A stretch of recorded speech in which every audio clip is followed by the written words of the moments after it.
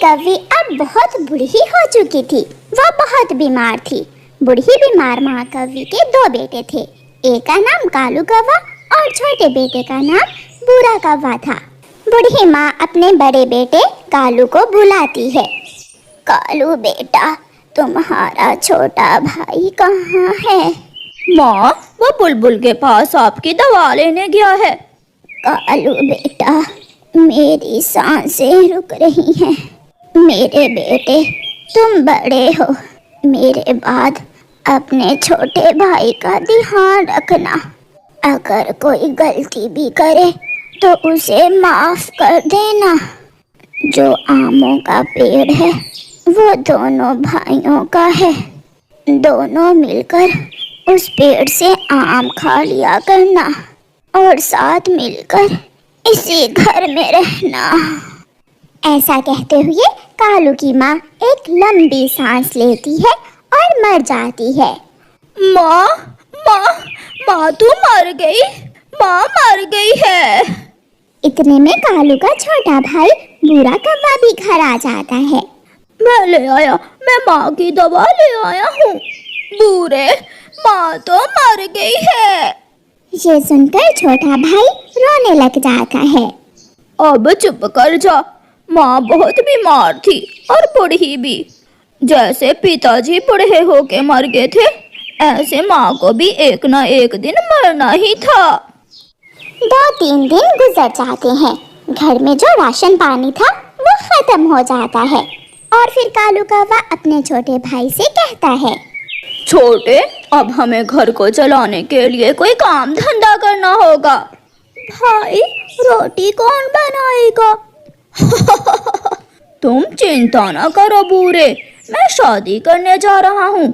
आज मैं शादी करके इस घर में तुम्हारी भाभी ले आऊंगा, जो मेरी रोटी भी बनाएगी और तुम्हारी भी। अब तुम जाओ और कहीं काम ढूंढो और मैं जाता हूँ शादी करने।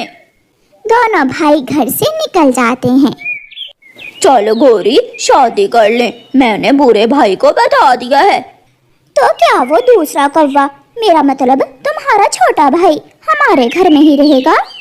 अभी कुछ दिन तो उसे साथ ही रखना होगा, फिर बाद में किसी न किसी तरह उसे घर से निकाल देंगे। देख लेना कालू जी, मैं अपने घर में किसी और को नहीं देख सकती। मुझे भी? क्या मुझे भी नहीं देख सकोगी? तुम तो मेरे कालू पति जी होगे। तुम तो हमेशा मेरे साथ ही रहोगे। फिर कौवा और कव्वी शादी कर लेते हैं। शाम को कालू कौवा अपनी पत्नी गोरी कव्वी को घर ले आता है।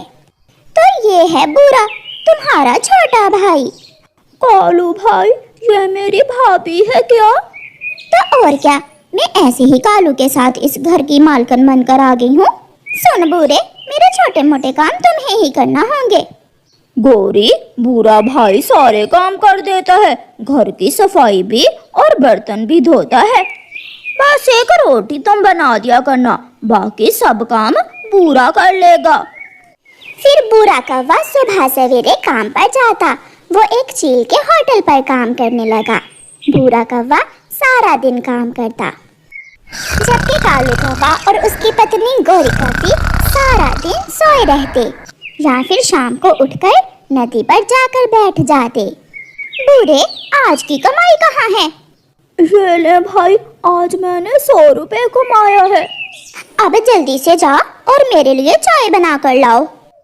बूढ़ा कौवा रसोई में जाता है और अपनी भाभी गोरी कव्वी के लिए चाय बनाने लगता है। ऐसे कालू कौवा तो अपने भाई का हक अदा ना करता, मगर छोटा भाई फिर भी खुश था, क्योंकि वो अपने बड़े भाई से बहुत प्यार करता था। एक दिन गोरी कव्वी की माँ गोरी के पास आती है। गोरी बेटी, आज तुम अकेली हो, कल तुम्हारे बच्चे भी होंगे। निकालो इस बड़ी चोंच वाले कौवे को अपने घर से। आखिर कब तक वो तुम दोनों पर बोझ बना रहेगा? माँ, बोझ तो नहीं है, वो कमाता तो वही है, मगर आपकी बात में दम है। कल जब मेरे बच्चे होंगे तो फिर ये घर छोटा पड़ जाएगा। इसीलिए तो मैंने कहा है, उसे किसी ना किसी तरह अब घर से बाहर निकालो। माँ कव्वी चली जाती है और फिर शाम को ही गोरी लड़ाई शुरू कर देती है।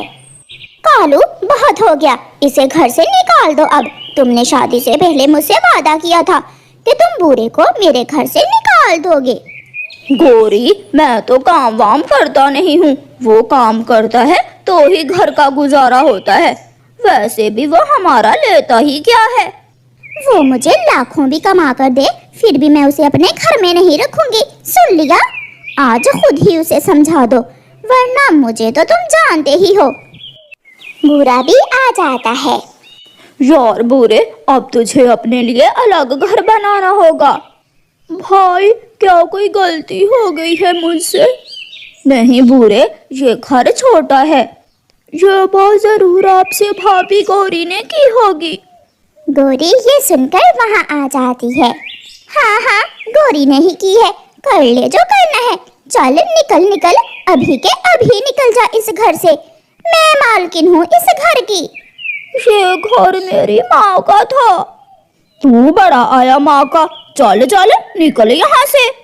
बूढ़ा कौवा अपने बड़े भाई की तरफ गौर से देखता है और रोता हुआ घर से निकल जाता है।